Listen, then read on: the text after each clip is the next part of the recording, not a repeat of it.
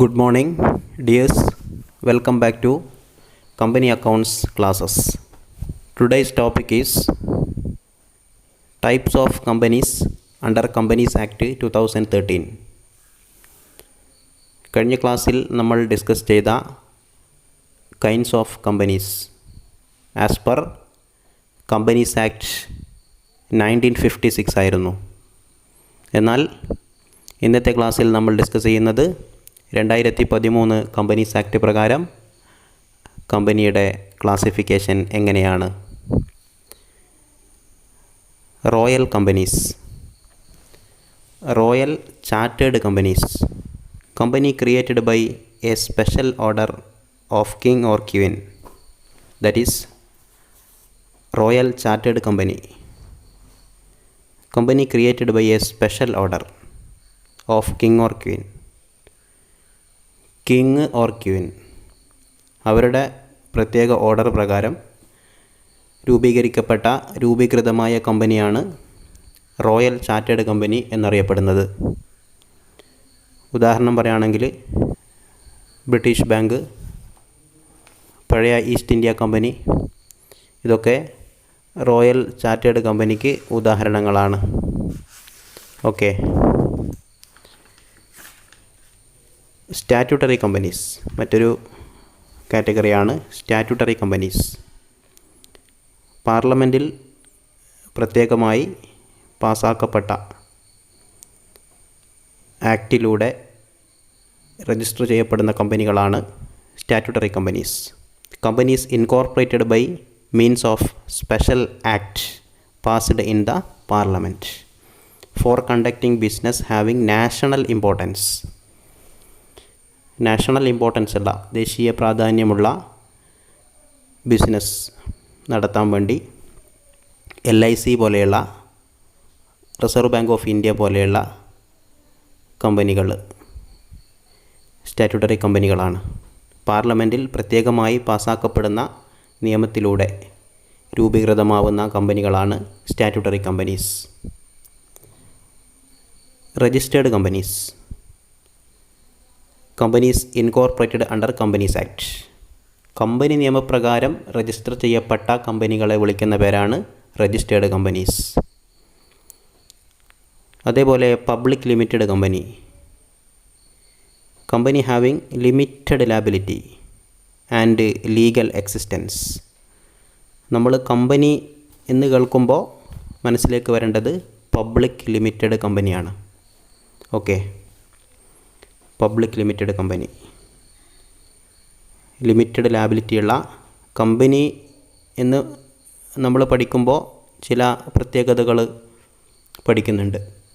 എല്ലാ പ്രത്യേകതകളും ചേർന്ന് വരുന്ന കമ്പനി എന്ന് മാത്രം പറയുമ്പോൾ നമ്മൾ ഓർത്തിരിക്കേണ്ട കമ്പനിയാണ് public limited company. Limited liability, legal existence. Its existence is not affected by the changes in members. Okay. ഇതാണ് ലീഗൽ എക്സിസ്റ്റൻസ് എന്ന് പറയുന്നത്. Separate legal എൻറ്റിറ്റിയാണ്. മെമ്പേഴ്സിൻ്റെ കൊഴിഞ്ഞുപോക്ക്, മെമ്പേഴ്സിൻ്റെ അളവിലുണ്ടാകുന്ന മാറ്റം, ഇതൊന്നും കമ്പനിയുടെ പ്രവർത്തനത്തെ ബാധിക്കുന്നില്ല, കമ്പനിയുടെ നിലനിൽപ്പിനെ ബാധിക്കുന്നില്ല എന്നുള്ളതാണ്. മിനിമം 7 മെമ്പേഴ്സ് വേണം. ഒരു പബ്ലിക് ലിമിറ്റഡ് കമ്പനി രൂപീകൃതമാവാൻ വേണ്ടി മിനിമം 7 മെമ്പേഴ്സ് വേണം. എന്നാൽ മാക്സിമം മെമ്പേഴ്സിൻ്റെ കാര്യത്തിൽ ലിമിറ്റൊന്നുമില്ല. Okay. Private company, company having limited or unlimited liabilities, restrictions in transferability of shares എന്നൊക്കെയാണ് പ്രൈവറ്റ് കമ്പനി എന്ന് കേൾക്കുമ്പോൾ ഓർമ്മിക്കേണ്ടത്. പ്രൈവറ്റ് കമ്പനി ലിമിറ്റഡ് ലാബിലിറ്റി ഉള്ളതാവാം, അല്ലെങ്കിൽ അൺലിമിറ്റഡ് ലാബിലിറ്റി ഉള്ളതാവാം. അതാണ് ഞാൻ നേരത്തെ പറഞ്ഞത്. കമ്പനി എന്ന് പറയുമ്പോൾ നമ്മൾ ഓർക്കേണ്ടത് പബ്ലിക് ലിമിറ്റഡ് കമ്പനിയാണ്. പ്രൈവറ്റ് കമ്പനിയും ആവാം, എങ്കിലും അപൂർവമായിട്ട് അൺലിമിറ്റഡ് ലാബിലിറ്റിയുള്ള പ്രൈവറ്റ് കമ്പനികളും ഉണ്ടാകും. എല്ലാ ഫീച്ചറൊത്ത, നമ്മൾ ജോയിൻറ്റ് സ്റ്റോക്ക് കമ്പനി എന്ന് പറയുമ്പോൾ പഠിക്കുന്ന ഫീച്ചേഴ്സ് ഉണ്ടല്ലോ, നമ്മൾ ആദ്യ ക്ലാസ്സിൽ പഠിച്ച ആ ഫീച്ചേഴ്സ്, അതെല്ലാം ഒത്തുവരുന്ന ഒരു ഫോം ഓഫ് കമ്പനിയാണ് public limited company. Private company എന്ന് പറയുമ്പോൾ ലിമിറ്റഡ് ലാബിലിറ്റി ആവാം, അല്ലെങ്കിൽ അൺലിമിറ്റഡ് ലാബിലിറ്റിയും ആവാം. പ്രധാനപ്പെട്ട ഒരു പ്രത്യേകത എന്ന് പറയുന്നത് ഇവിടെ in case of private companies there is restriction in transferability of shares. Share transfer ചെയ്യുന്ന കാര്യത്തിൽ റെസ്ട്രിക്ഷൻ ഉണ്ട്. ഷെയർസ് ആർ ഫ്രീലി ട്രാൻസ്ഫറബിൾ എന്നുള്ള ഒരു ഫീച്ചർ നമ്മൾ ജോയിൻറ്റ് സ്റ്റോക്ക് കമ്പനിയെക്കുറിച്ച് പഠിക്കുമ്പോൾ പഠിച്ചിട്ടുണ്ട്. അത് പബ്ലിക് കമ്പനിയുടെ കാര്യത്തിൽ മാത്രമാണ് ആപ്ലിക്കബിൾ ആവുന്നത്. ഓക്കെ.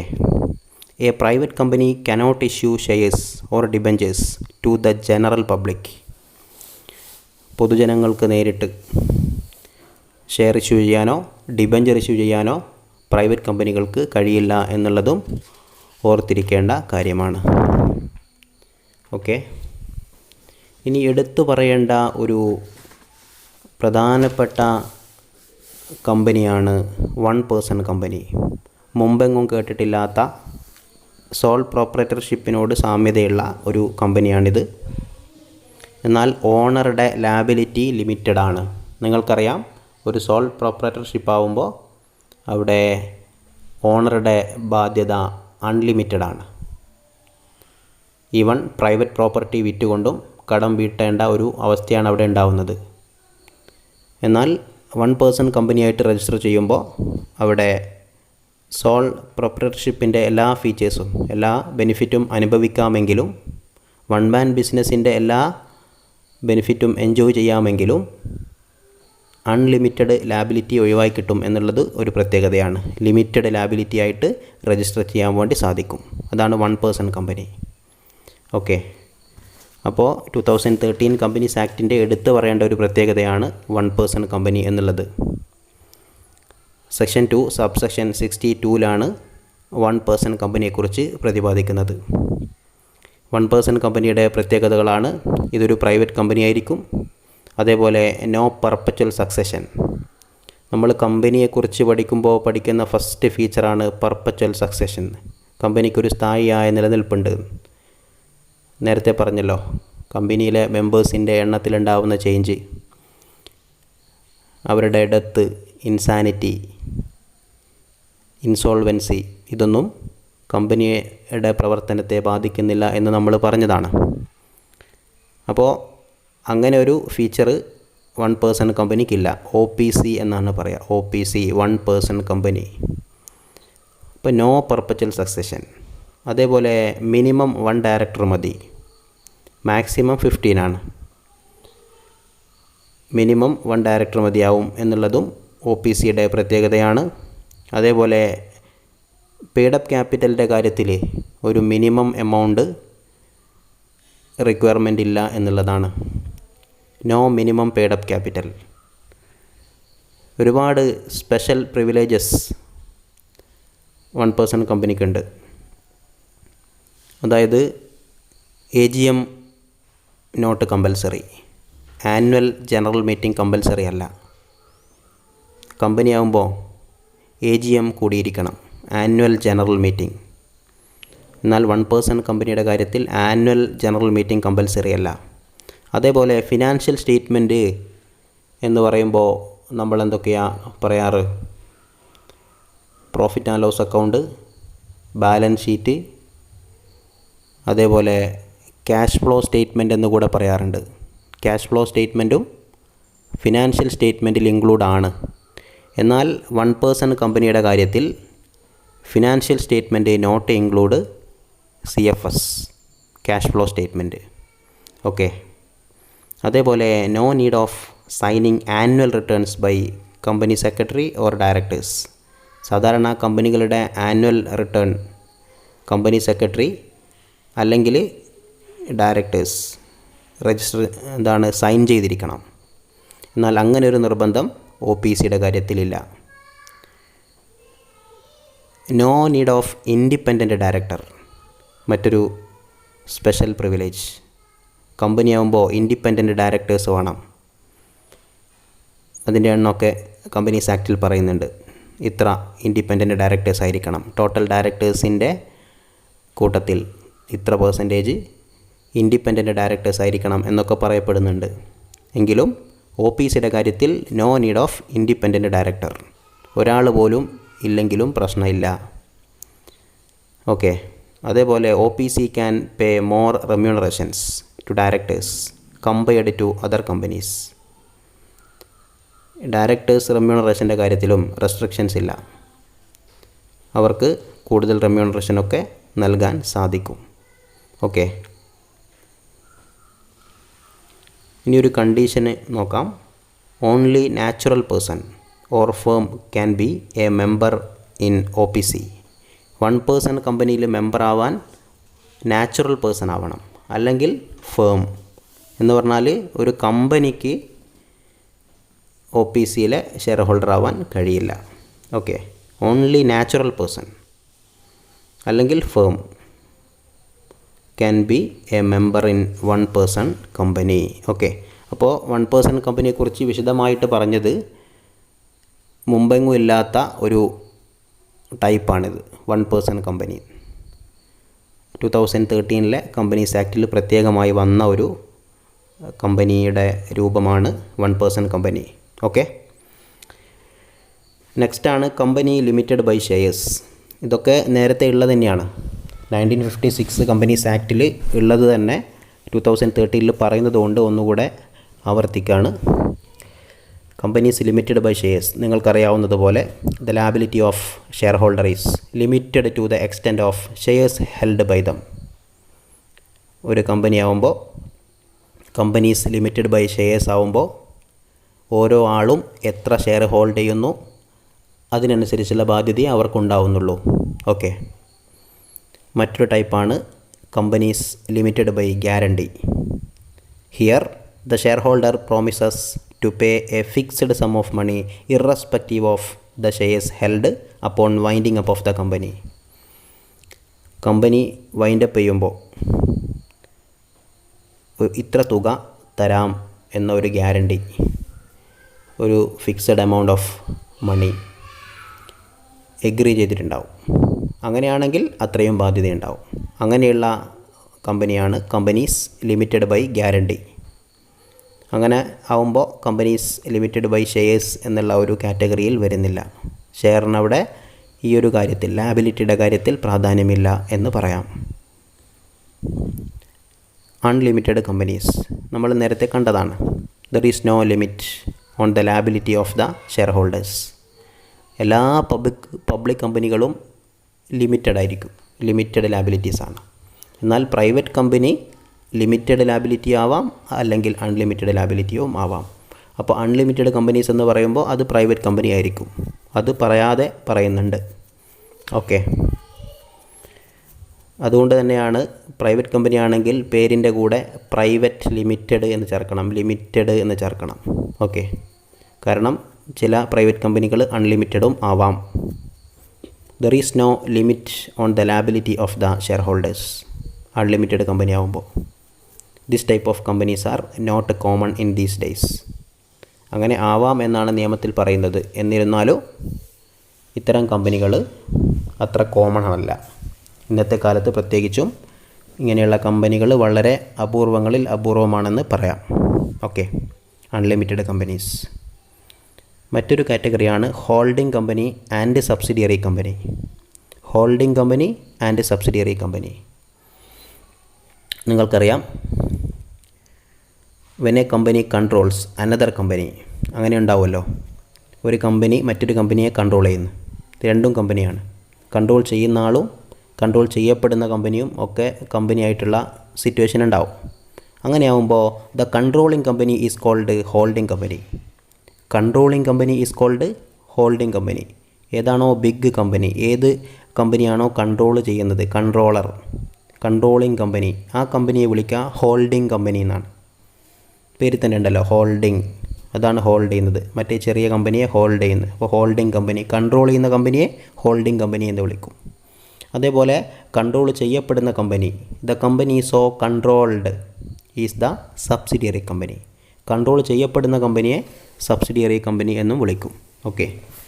അപ്പോൾ അങ്ങനെ ഒരു തരംതിരിവുണ്ട്, holding company and subsidiary company. ഇനി നമുക്ക് domestic company and foreign company എന്ന് പറയാം. എന്താണ് domestic company? The head office and business operations are conducted within the country. എല്ലാം രാജ്യത്തിനകത്താണ്, ആഭ്യന്തരമായിട്ടുള്ള ഇൻഡിജീനിയസ് ആണ്, ഡൊമസ്റ്റിക് ആണ്. ഹെഡ് ഓഫീസ് ഇന്ത്യയിലാണ്, ബിസിനസ് ഓപ്പറേഷൻസും ഇന്ത്യയിൽ തന്നെയാണ്. അങ്ങനെയുള്ള കമ്പനിയാണ് ഡൊമസ്റ്റിക് കമ്പനി. എന്നാൽ ഫോറിൻ കമ്പനിയോ, a company incorporated outside India which conducts business operations in India, register ചെയ്തത് പുറത്താണ്, ഒരു ജാപ്പാൻ കമ്പനിയാണ് അല്ലെങ്കിൽ ഒരു അമേരിക്കൻ കമ്പനിയാണ്. ഓക്കെ, അങ്ങനെയുള്ള കമ്പനികൾ. വാൾമാർട്ട് ഒരു അമേരിക്കൻ കമ്പനിയാണ്, രജിസ്ട്രേഷൻ നടത്തിയിരിക്കുന്നത് അമേരിക്കയിലാണ്, ഇന്ത്യയിൽ ബിസിനസ് നടത്തുന്നുണ്ട്, അപ്പോൾ അതൊരു ഫോറിൻ കമ്പനിയാണ്. ബിസിനസ് പ്ലേസ് ഇന്ത്യയിലുണ്ട്, ബിസിനസ് ഓപ്പറേഷൻസ് ഇന്ത്യയിലുണ്ട്, എന്നാൽ അതിൻ്റെ രജിസ്ട്രേഷൻ നടത്തിയിരിക്കുന്നത് വിദേശത്താണ്. അങ്ങനെയുള്ള കമ്പനിയാണ് ഫോറിൻ കമ്പനി. ഇനി മറ്റൊരു കാറ്റഗറിയാണ് companies not for profit. Companies not for profit. These companies obtain a license from government before they are registered. Register ചെയ്യുന്നതിന് മുമ്പ് ഒരു പ്രത്യേക ലൈസൻസ് എടുക്കേണ്ടതുണ്ട് ഇത്തരം കമ്പനികൾക്ക്. They are limited liability companies, but no need of using the word private or limited with their name. ഞാൻ പറഞ്ഞല്ലോ, private company ആണെങ്കിൽ പേരിൻ്റെ കൂടെ പ്രൈവറ്റ് ലിമിറ്റഡ് എന്ന് ചേർത്തിരിക്കണം എന്നതാണ് നിയമം. എന്നാൽ കമ്പനീസ് നോട്ട് ഫോർ പ്രോഫിറ്റ് ആണെങ്കിൽ, ലാഭം ലക്ഷ്യം വെക്കാത്ത കമ്പനികളാണെങ്കിൽ മുൻകൂറായിട്ട് ലൈസൻസ് എടുത്തുകൊണ്ട്, രജിസ്ട്രേഷന് മുമ്പേ ലൈസൻസ് എടുത്തുകൊണ്ട് രൂപീകൃതമാവുന്ന ഇത്തരം കമ്പനികൾക്ക് they are private in nature. സംഗതി പ്രൈവറ്റ് കമ്പനിയാണ്, ലിമിറ്റഡ് ലാബിലിറ്റിയാണ്. ലിമിറ്റഡ് ലാബിലിറ്റി ആയതുകൊണ്ടാണ് നിർബന്ധമായിട്ടും ഇത്തരം കമ്പനികൾ അൺലിമിറ്റഡ് ലാബിലിറ്റി ആയിട്ടല്ല, ലിമിറ്റഡ് ലാബിലിറ്റി ആയിട്ടാണ് ഫോം ചെയ്യപ്പെടുന്നത്. ഇത്തരം കമ്പനികൾക്ക് പേരിൻ്റെ കൂടെ പ്രൈവറ്റ് ലിമിറ്റഡ് എന്ന് ചേർക്കേണ്ടതില്ല. പ്രൈവറ്റ് കമ്പനി ആണെങ്കിൽ പോലും പേരിൻ്റെ കൂടെ പ്രൈവറ്റ് എന്നോ ലിമിറ്റഡ് എന്നോ ചേർക്കേണ്ട ആവശ്യം ഇല്ല എന്ന് ഓർമ്മിക്കുക. ഓക്കെ, ഇനി ഞാൻ ചില പ്രത്യേക കമ്പനികൾ കൂടെ പരിചയപ്പെടുത്താം. 1 person കമ്പനി എന്ന് പറഞ്ഞല്ലോ, അതേപോലെ 2013 കമ്പനീസ് ആക്റ്റിൽ പ്രത്യേകം പറയപ്പെട്ടിരിക്കുന്ന ചില കമ്പനികളെ കൂടെ പരിചയപ്പെടുത്താം. First of all, dormant company. Dormant കമ്പനിയുടെ സെക്ഷൻ ഓർമ്മിച്ച് വെക്കുക, സെക്ഷൻ 45 ആണ്. ഇമ്പോർട്ടൻ്റ് ആണ്, ഈ സെക്ഷൻ ചോദിക്കാറുണ്ട്, 1 word ക്വസ്റ്റ്യൻ ആയിട്ടൊക്കെ ചോദിക്കാം. ഡോർമെൻ്റ് കമ്പനി ഏത് സെക്ഷനിലാണ് പറയുന്നത്? സെക്ഷൻ 455 ആണ്. Okay, section 455. സെക്ഷൻ 455 ഡോർമെൻ്റ് കമ്പനിയെക്കുറിച്ച് പറയുന്നത്. എന്താണ് ഡോർമെൻ്റ് കമ്പനി എന്ന് പറഞ്ഞാൽ? Company formed for future project or to hold an asset or intellectual property. അതാണ് ഡോർമെൻ്റ് കമ്പനി. നിലവിൽ പ്രവർത്തനം തുടങ്ങിയിട്ടില്ല. ഒരു ഫ്യൂച്ചർ പ്രൊജക്റ്റ് നടത്താൻ വേണ്ടി, അല്ലെങ്കിൽ ഒരു അസറ്റ് ഹെൽഡ് ചെയ്യാൻ വേണ്ടി, അല്ലെങ്കിൽ ഇൻ്റലക്ച്വൽ പ്രോപ്പർട്ടി അങ്ങനെ എന്തെങ്കിലും ഹോൾഡ് ചെയ്യാൻ വേണ്ടി രൂപീകൃതമായ കമ്പനിയാണ് ഡോർമെൻ്റ് കമ്പനി എന്ന് പറയുന്നത്. നിലവിൽ ഓപ്പറേഷൻ തുടങ്ങിയിട്ടില്ല, ഭാവിയിൽ തുടങ്ങാനുള്ള ഒരു പ്രൊജക്റ്റിന് വേണ്ടി രൂപീകൃതമായ company, that is dormant company. മറ്റൊരു കാറ്റഗറിയാണ് സ്മോൾ കമ്പനി. എന്താണ് സ്മോൾ കമ്പനി? അവിടെ ഒരു ത്രസ്ഹോൾഡ് ലിമിറ്റൊക്കെ പറയുന്നുണ്ട്. സ്മോൾ കമ്പനി ആവണമെങ്കിൽ paid up capital maximum 50 lakhs ഉണ്ടാവാൻ പാടുള്ളൂ. Means 50 lakhs and below paid up ക്യാപിറ്റലുള്ള കമ്പനികൾ. മാത്രമല്ല annual turnover maximum 2 crore ഉണ്ടാവാൻ പാടുള്ളൂ. 2 crore ബിലോ ആനുവൽ ടേൺ ഓവറുള്ള 5 lakhs below paid up capital വരുന്ന കമ്പനികളാണ് സ്മോൾ കമ്പനി. മറ്റ് ചില കണ്ടീഷൻസ് കൂടെ ഉണ്ട്. സ്മോൾ കമ്പനി ആവണമെങ്കിൽ പെയ്ഡ് അപ്പ് ക്യാപിറ്റലും ടേൺ ഓവറും മാത്രം നോക്കിയാൽ പോരാ, പ്രൈവറ്റ് കമ്പനി ആയിരിക്കണം, ഒരു സബ്സിഡിയറി കമ്പനി ആവാൻ പാടില്ല, സെക്ഷൻ 8 കമ്പനി ആവാൻ പാടില്ല. എന്താണ് സെക്ഷൻ 8 കമ്പനി എന്ന് പറയാം. സെക്ഷൻ 8 കമ്പനി ആവാൻ പാടില്ല. അതേപോലെ not a company governed by any special act. ഏതെങ്കിലും സ്പെഷ്യൽ ആക്ട് പ്രകാരം രൂപീകൃതമായ കമ്പനി ആവാൻ പാടില്ല. ലിമിറ്റഡ് ഏരിയ ഓഫ് ഓപ്പറേഷൻ ആവണം. ഫ്യൂവർ നമ്പർ ഓഫ് എംപ്ലോയീസ് ആവണം. ലിമിറ്റഡ് എമൗണ്ട് ഓഫ് ഇൻവെസ്റ്റ്മെൻ്റ് ആവണം. അതിൻ്റെ ഒരു കൃത്യമായ എമൗണ്ട് പറയപ്പെടുന്നില്ല എങ്കിലും limited amount of investment, limited area of operations, fewer number of employees. എംപ്ലോയീസിൻ്റെ എണ്ണമൊന്നും കൃത്യമായിട്ട് പറയുന്നില്ലെങ്കിലും ഒരു നോർമൽ കേസിൽ വരുന്ന നമ്പർ ഓഫ് എംപ്ലോയീസ് എന്നൊക്കെ ഓർമ്മിക്കുക. Fewer number of employees. Okay, ഇത്തരം കണ്ടീഷനുകൾ ഫുൾഫിൽ ചെയ്യപ്പെടുന്ന, പെയ്ഡപ്പ് ക്യാപിറ്റൽ 50 lakhs ബിലോ വരുന്ന, annual turn over 2 crore below വരുന്ന കമ്പനികളാണ് സ്മോൾ കമ്പനി. ഓക്കെ, ഈ കമ്പനികൾക്കുള്ള പ്രിവിലേജസ് നോക്കാം. നേരത്തെ നമ്മൾ 1 person കമ്പനിക്ക് ഉള്ള പ്രിവിലേജസ് പറഞ്ഞല്ലോ. അതേപോലെ സ്മോൾ കമ്പനി ആകുമ്പോൾ only 2 board meetings in a year മതിയാകും. Only 2 board meetings in a year. സാധാരണ കമ്പനികൾക്ക് 4 meetings വേണം. Annually 4 meetings in an year. ഒരു വർഷത്തിൽ 4 മീറ്റിംഗ് കൂടിയിരിക്കണം, ബോർഡ് മീറ്റിംഗ്. എന്നാൽ സ്മോൾ കമ്പനികൾക്ക് only 2 board meetings in a year it is enough. എന്നാലൊരു കണ്ടീഷനുണ്ട്. Minimum gap between meetings is 90 days. Minimum gap between meetings 90 days ആണ്. 90 daysൻ്റെ ഗ്യാപ്പ് മിനിമം ഉണ്ടാവണം.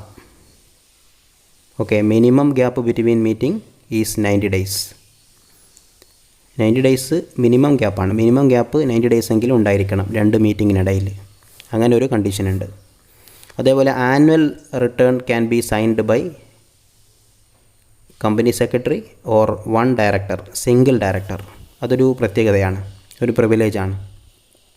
Annual return company സെക്രട്ടറിയോ ഡയറക്ടേഴ്സോ സൈൻ ചെയ്യണമെന്ന് നമ്മൾ പറഞ്ഞല്ലോ. പ്രധാനമായും കമ്പനി സെക്രട്ടറി. സ്മോൾ കമ്പനി ആകുമ്പോൾ കമ്പനി സെക്രട്ടറി മാത്രം സൈൻ ചെയ്താൽ മതിയാവും, അല്ലെങ്കിൽ ഒരു സിംഗിൾ ഡയറക്ടർ സൈൻ ചെയ്താൽ മതി. അതൊരു പ്രത്യേകതയാണ്. അതേപോലെ no need of maintaining CFS. നേരത്തെ നമ്മൾ പറഞ്ഞല്ലോ, ക്യാഷ് ഫ്ലോ സ്റ്റേറ്റ്മെൻറ്റ് തയ്യാറാക്കേണ്ടതില്ല എന്ന് 1 person കമ്പനിയുടെ കാര്യത്തിൽ പറഞ്ഞതാണ്. അതേ പ്രിവിലേജ് ഇവിടെയുണ്ട്. No need of maintaining cash flow statement. അതേപോലെ need not comply with section 139 subsection 2. എന്താണ് section 139 subsection 2 of companies act 2013? അതുമായിട്ട് കംപ്ലൈ ചെയ്യേണ്ട ആവശ്യമില്ല എന്നാണ് പറയുന്നത്. അതായത് സെക്ഷൻ 139 subsection 2 പ്രകാരം ഓഡിറ്റേഴ്സിനെ ഇങ്ങനെ ചേഞ്ച് ചെയ്തുകൊണ്ടേയിരിക്കണം. Change auditor by rotation.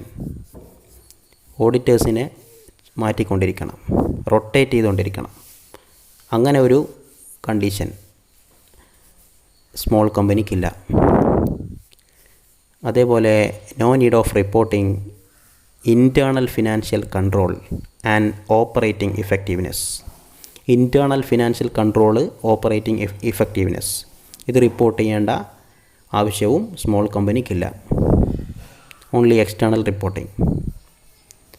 Financial statements are to be reported, communicated. പിന്നെ പെനാൽറ്റിയുടെ കാര്യം നോക്കുകയാണെങ്കിലും as compared to other companies lesser പെനാൽറ്റിയാണ്.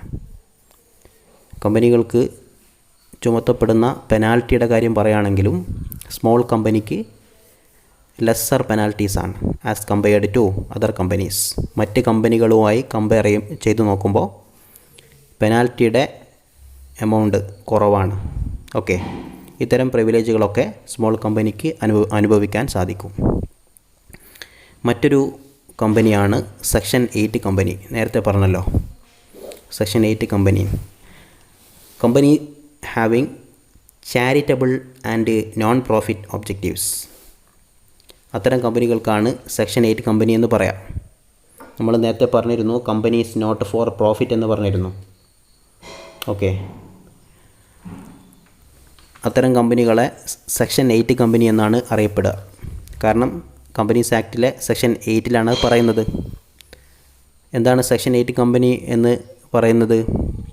Companies having charitable and non profit objectives. ചാരിറ്റിയായിട്ട് മുന്നോട്ട് പോകുന്ന, നോൺ പ്രോഫിറ്റ് ഒബ്ജക്റ്റീവുള്ള, ട്രേഡിങ്ങോ മാനുഫാക്ചറിങ്ങോ അല്ല, നോൺ പ്രോഫിറ്റ് ആയിട്ടുള്ള, ലാഭം ലക്ഷ്യം വെക്കാത്ത സ്ഥാപനങ്ങൾ, അത്തരം കമ്പനിയാണ് സെക്ഷൻ 8 കമ്പനി എന്നറിയപ്പെടുന്നത്. ഓക്കെ ഡിയേഴ്സ്, ഇന്നത്തെ ക്ലാസ്സിൽ നമ്മൾ വിശദമായി ഡിസ്കസ് ചെയ്തത് പലതരം കമ്പനികൾ, കമ്പനീസ് ആക്ട് 2013 പ്രകാരമുള്ള കമ്പനിയുടെ ഒരു തരംതിരിവാണ് ഡിസ്കസ് ചെയ്തത്. നോർമലി മുമ്പുണ്ടായിരുന്ന ടൈപ്സ് മുമ്പത്തെ വീഡിയോയിൽ നമ്മൾ പറഞ്ഞിരുന്നു. ഇതും കൂടെ കൂട്ടി വായിക്കുക. Let us see again with another topic in another video. Thank you for all.